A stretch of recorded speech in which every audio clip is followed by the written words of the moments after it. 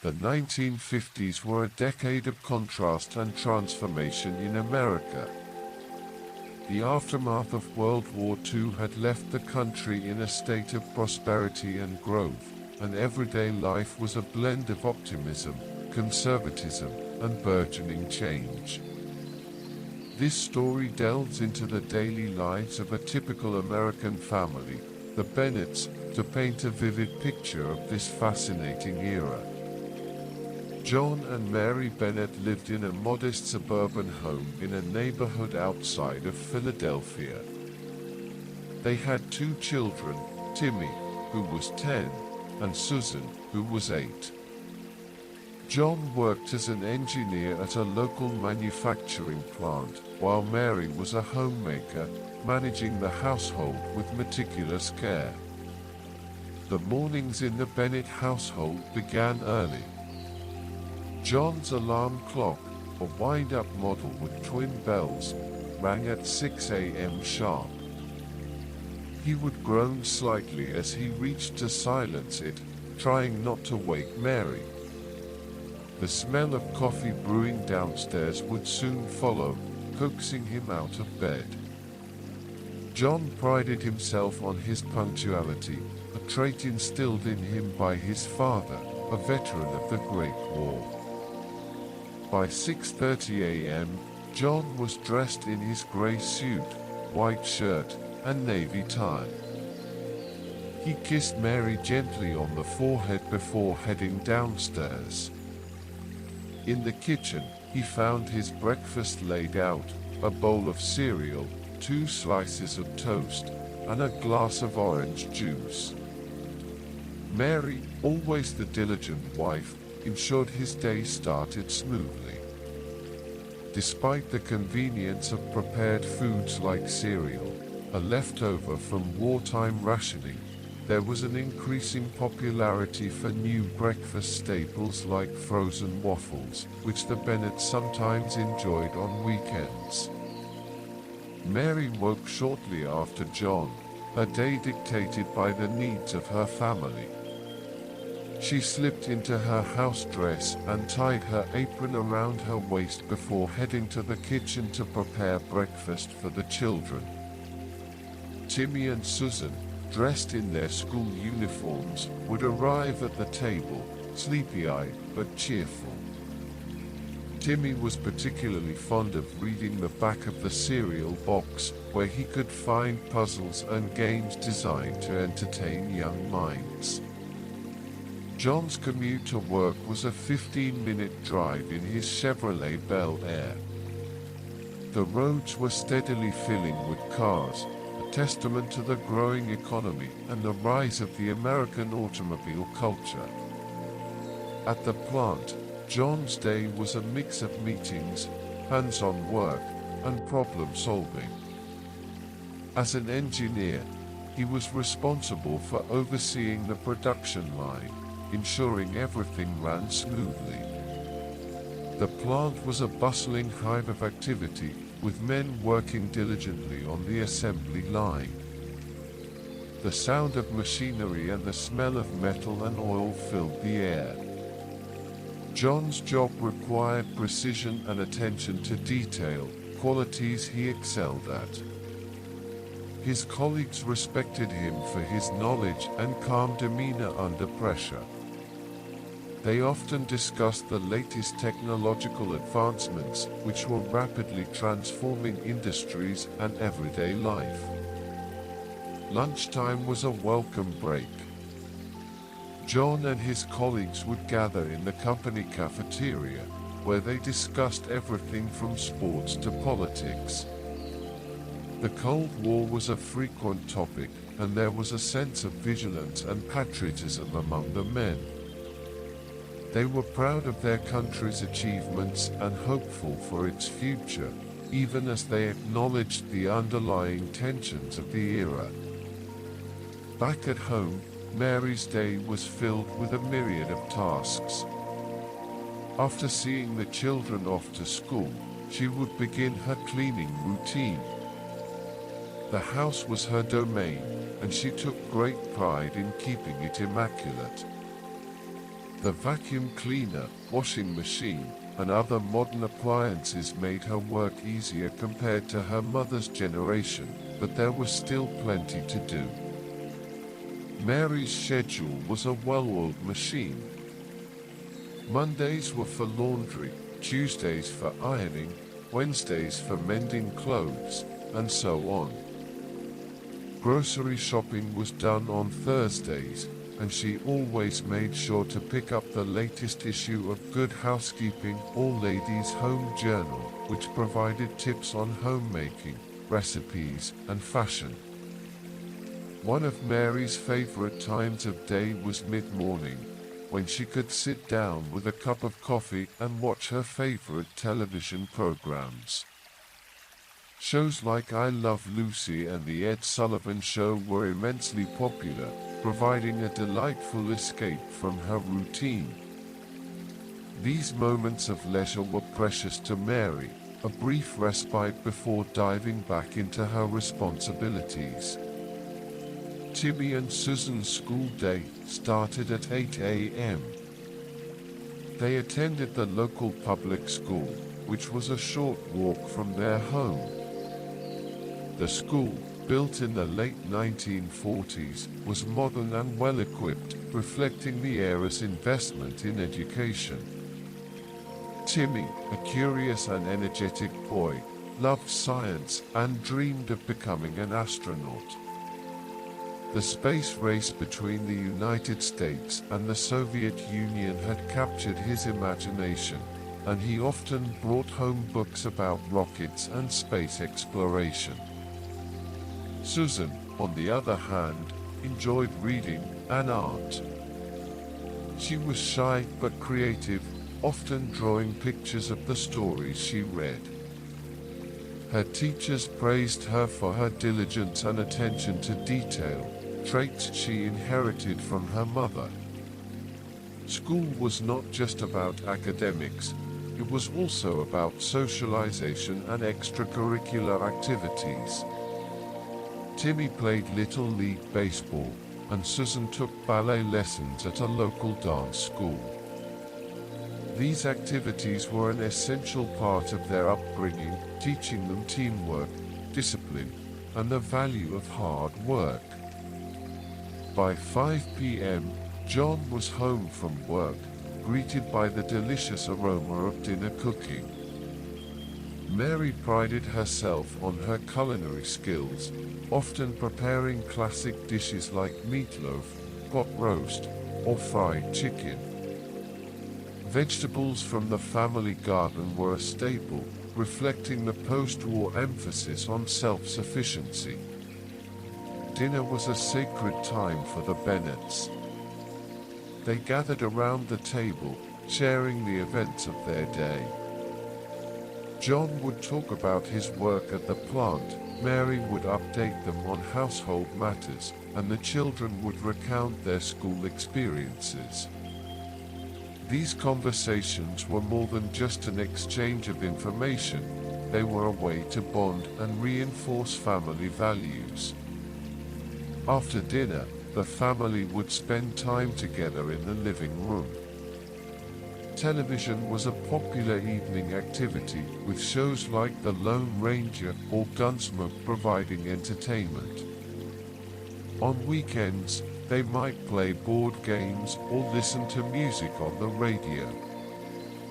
These moments of togetherness were cherished, a reminder of the stability and comfort of their suburban life. The Bennets were active members of their community. Church played a significant role in their social life, providing a sense of belonging and moral guidance. Sunday mornings were reserved for attending services, followed by a hearty lunch and a relaxing afternoon. Mary was involved in a local women's club, which organized charity events, bake sales, and social gatherings. These activities allowed her to connect with other women in the neighborhood, sharing tips on homemaking and child rearing, and providing a support network. John was a member of the local Rotary Club, where he engaged in community service and networked with other professionals. These connections were valuable, both for his career and for the family's social standing. The Rotary Club's motto, "Service above self," resonated with John, reflecting his belief in contributing to the greater good. Despite the apparent tranquility of the 1950s, change was on the horizon. The civil rights movement was gaining momentum, challenging the status quo and advocating for equality. While the Bennett suburban neighborhood was predominantly white, they were aware of the broader social changes taking place. John and Mary believed in treating everyone with respect and kindness, values they instilled in their children. The role of women was also evolving. Mary's friend, Helen, had recently taken a part-time job at a local department store, something that would have been unthinkable a decade earlier. Mary admired Helen's independence but felt conflicted about pursuing a job herself. She found fulfillment in her role as a homemaker, yet she couldn't help but wonder about the possibilities beyond the confines of her home. As the 1950s drew to a close, the Bennetts stood on the brink of a new era. The seeds of change were planted, promising a future of both opportunities and challenges. The suburban dream, with its emphasis on family, stability, and prosperity, was a defining feature of their lives. Yet, they were also part of a society in transition, where traditional roles and expectations were being questioned. For John, Mary, Timmy, and Susan, the 1950s were a time of growth and discovery. They navigated the complexities of their world with grace and determination, embodying the values of hard work, family, and community. Their story is a testament to the enduring spirit of an era that shaped the modern American experience, a time when the promise of a brighter future was always within reach. As I reflect on the 1950s, an overwhelming sense of nostalgia and longing washes over me. It was a decade that, in many ways, represented the pinnacle of simple, harmonious living. The warmth of community, the stability of family life, and the clear, unhurried pace of daily routines all paint a picture of an era that I dearly miss and wish could be recaptured in our modern world. I miss the genuine connections that were the cornerstone of life in the 1950s. Neighbors were not just people who lived nearby, but were friends who looked out for one another, shared meals, and celebrated life's milestones together. The sense of belonging and mutual respect fostered an environment where everyone felt safe and valued. Children played freely in the streets, forming lifelong friendships, while adults gathered for barbecues, card games, and social clubs that knitted the community together. The family unit, too, held a sacred place in the 1950s. I yearn for the days when family dinners were a nightly ritual, free from the distractions of smartphones and tablets. Conversations flowed around the dinner table, and the bonds between parents and children were strengthened through shared stories, laughter, and mutual support. There was a rhythm to life that brought comfort and predictability, a stark contrast to the often chaotic and fragmented schedules we navigate today. Work life in the 1950s was characterized by a clear distinction between professional and personal time. John's role as an engineer and Mary's dedication as a homemaker, while demanding, were fulfilling in ways that seem elusive now. there was a sense of pride and satisfaction in providing for one's family and creating a nurturing home environment.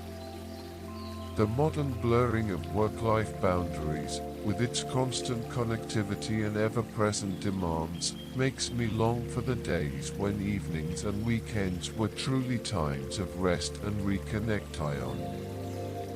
The technological simplicity of the 1950s also holds a special place in my heart. While advancements have undeniably brought many conveniences and improvements, there is something deeply appealing about the era's less complicated way of living. Television was a shared family experience, not the isolated screen time of today. Radio shows, board games, and books offered entertainment that brought people together rather than pulling them apart. There was a joy in the tactile and the tangible, a pleasure in the slow and the deliberate.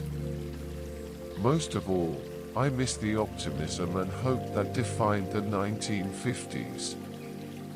It was a time when the American dream felt within reach for many, a period of economic prosperity and social cohesion. While the era had its challenges and was far from perfect, the prevailing sense of possibility and progress was infectious. People believed in a brighter future, and that belief fueled a collective spirit of hard work, innovation, and community building. Today, as we navigate the complexities and uncertainties of the modern world, I often find myself yearning for the simplicity and peace of the 1950s. The era's focus on family, community, and clear, meaningful connections offers a stark contrast to the often disconnected and hurried pace of contemporary life. I wish we could bring back some of those timeless values, fostering environments where people feel more connected, supported, and content. In my longing for the 1950s, I am reminded that while we cannot turn back the clock, we can strive to recapture some of the era's essence. By prioritizing relationships, slowing down our pace, and creating spaces for genuine connection and reflection, we can infuse our modern lives with the same sense of peace and fulfillment that made the 1950s such a cherished time. As the Bennett story comes to a close, it's hard not to feel a sense of nostalgia for the 1950s, a time when life was simpler, communities were tighter, and there seemed to be a general sense of contentment in the air. The era was marked by a slower pace of life, where neighbors knew each other by name and friendships were formed over backyard fences and Sunday picnics. In the Bennett household, there was a rhythm to daily life that brought comfort and stability. The routines that John and Mary adhered to, though demanding in their own way, were predictable and grounding.